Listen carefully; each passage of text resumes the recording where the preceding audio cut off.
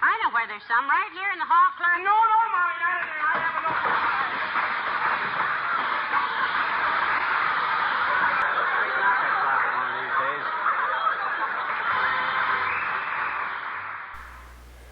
Hello and welcome back. When I got this Zenith H1086R radio phonograph and began to pull the chassis out, I noticed that the chassis was sitting right on the, this is the 10R or 10H20Z chassis, was sitting right down on the plywood panel, as you might expect. Most radios are done this way.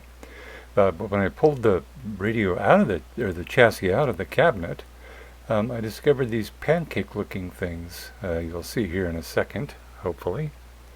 Yeah, these guys right here. And there were two of those.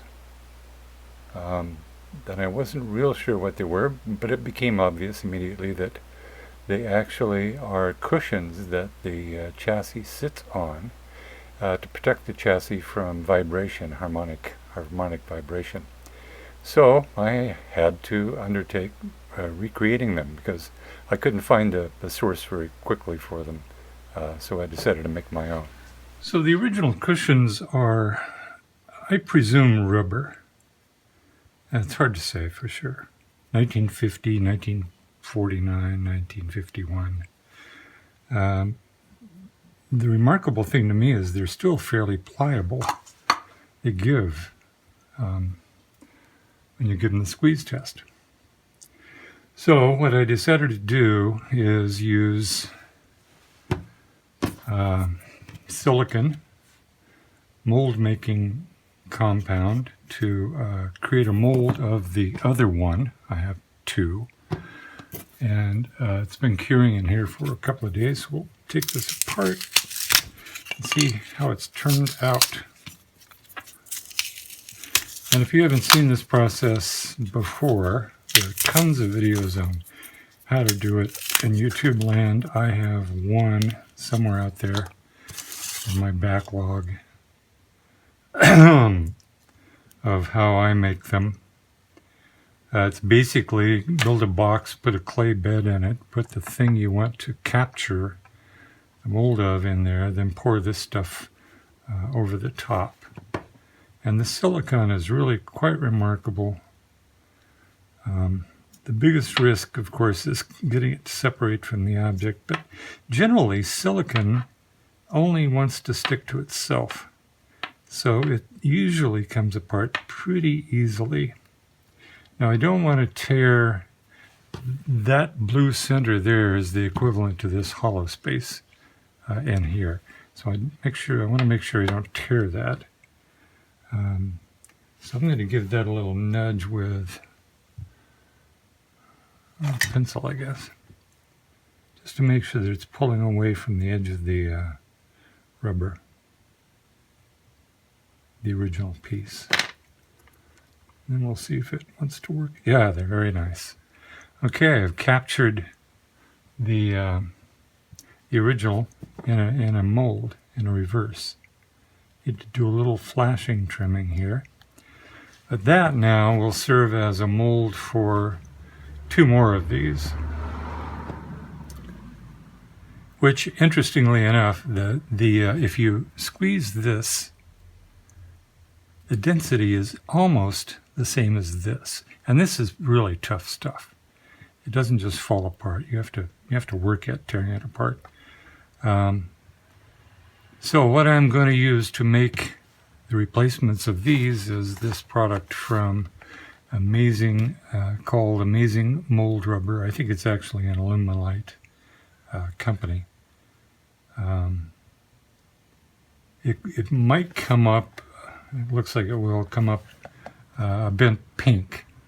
That's because this is for the hobbyist market. I suppose it's why they picked a pink dye. Hopefully it's not dreadfully pink.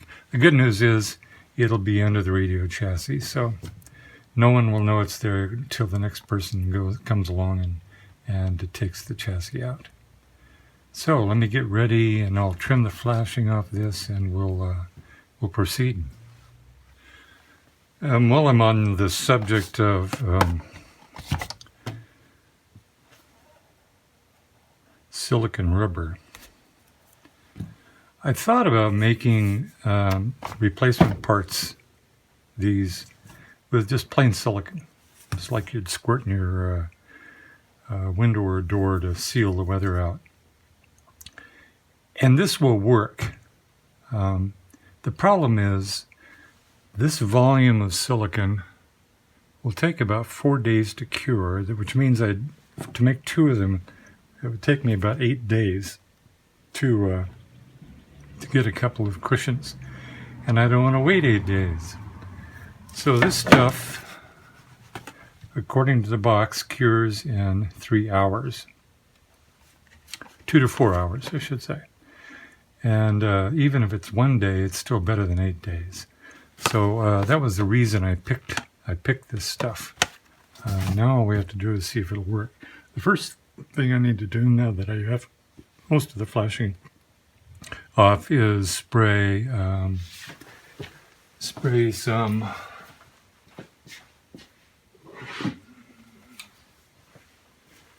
release agent in there, because this is silicon and that's silicon, and if I just pour that into that, they will bond for the rest of my natural life.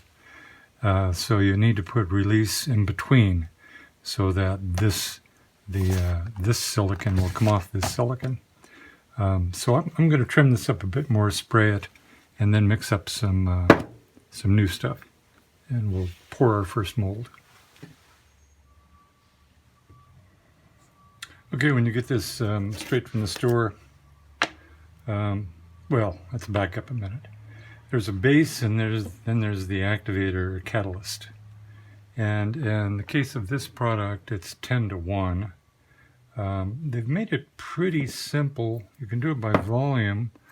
2 of these, and 2 of these of the base, and 1 scoop of the catalyst will be the right ratio. It's a bit like epoxy, and you have a base and a catalyst.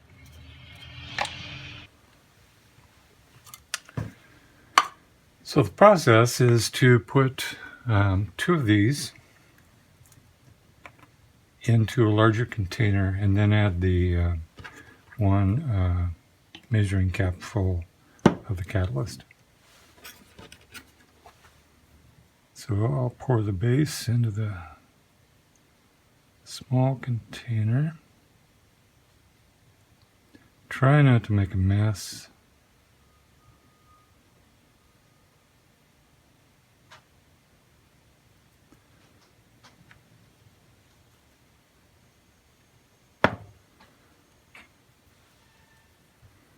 Okay, that's 1.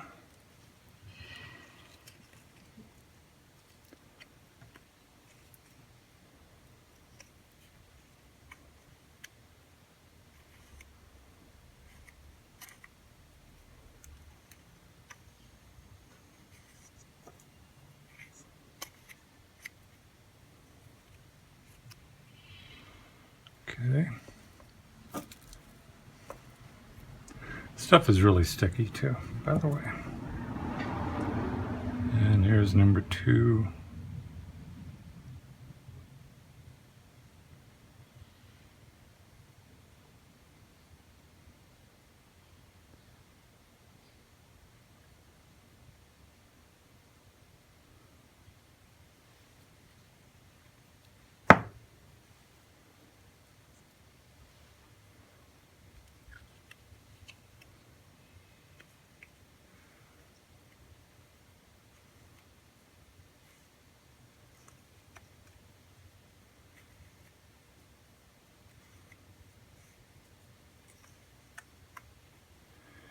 Now, I can tell already that I have way too much of everything here.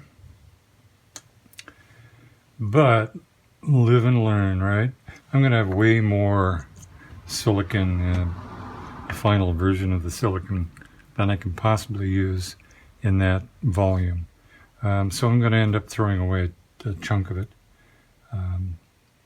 The next one I pour, I'll use half the amount. So one of those and half of these. So I need to wipe this off, put the lid on it, and then we'll put the catalyst in. Okay, shake the catalyst.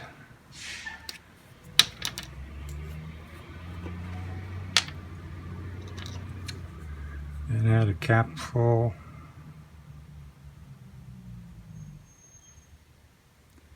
To the base. At this point, the clock is ticking. You have about 20 minutes to stir and pour. It won't take us nearly that. There are some that understand, believe, or it's true, I don't know which, that using a wooden stirrer changes the chemical makeup of the silicon. That may be true. I don't know that it's not true.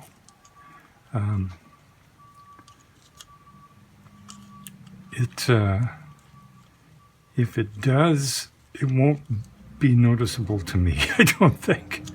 I hope it doesn't, but if it does, okay, it's changed. And it depends on the effect, of course. If it does change it and it turns into a crumbly mess, my fault. I used a wooden spoon, a wooden stick.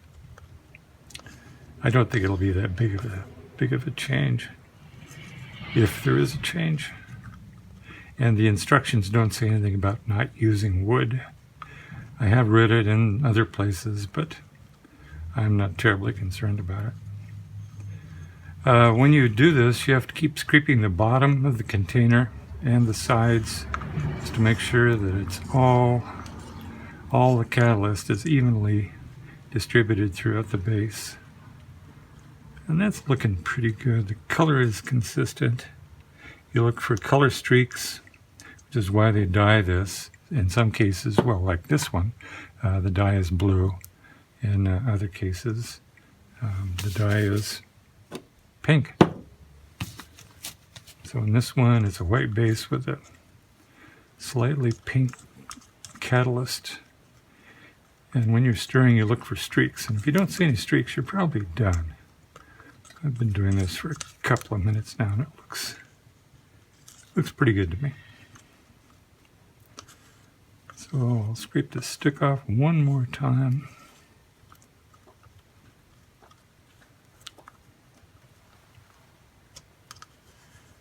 And we'll call it good.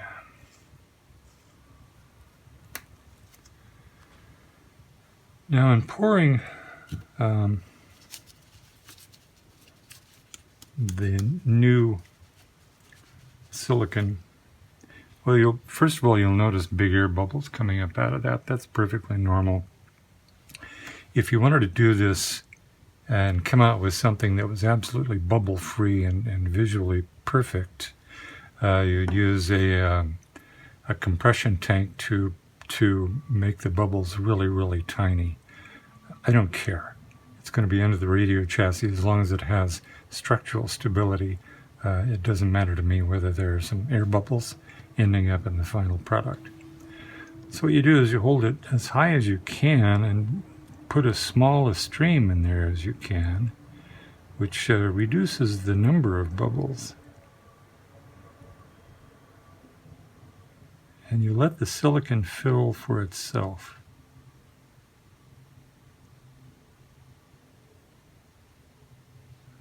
Let's see how that is.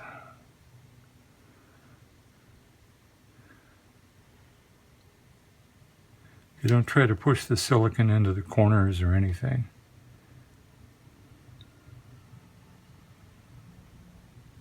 Now that's all wastage. Too bad. I could have done, if I had 2 molds, I could do at least one more cushion, but I don't. Now at this point, you can see right here is the, well, I can see, you probably can't see. I can see right here is the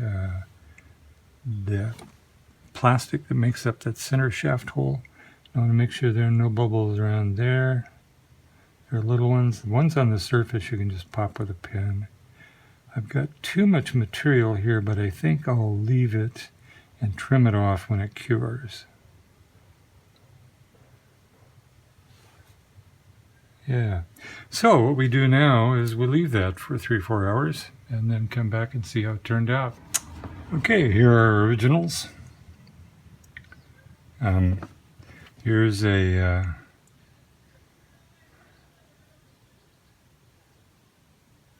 here's my first casting. Oh, it doesn't go all the way through. Well, that's okay. It's tiny stuff. Screw will go through there. And here's the second one, about to be demolded. And it's demolding really nicely. Look at that.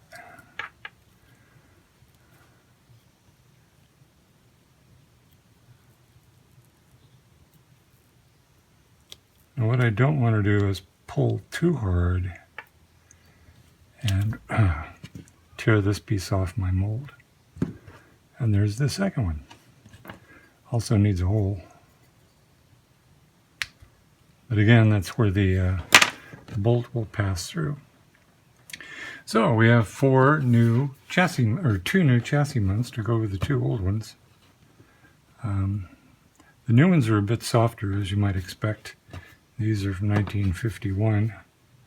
These are from 2021. You can do that math. So the next thing to do is to put these in the cabinet, put the chassis in, screw it down, and we'll take a final look at everything. And there they are in place. The heights are the same. As I said, the resilience of the new ones is, they're softer than the old ones, but overall they should work fine. If I were a purist, I'd probably make 4 new ones, but I'm not gonna. And that's it for this video, and moving on to a new project for the next one. So I hope you join me then. Meanwhile, take care, stay safe. See you next time.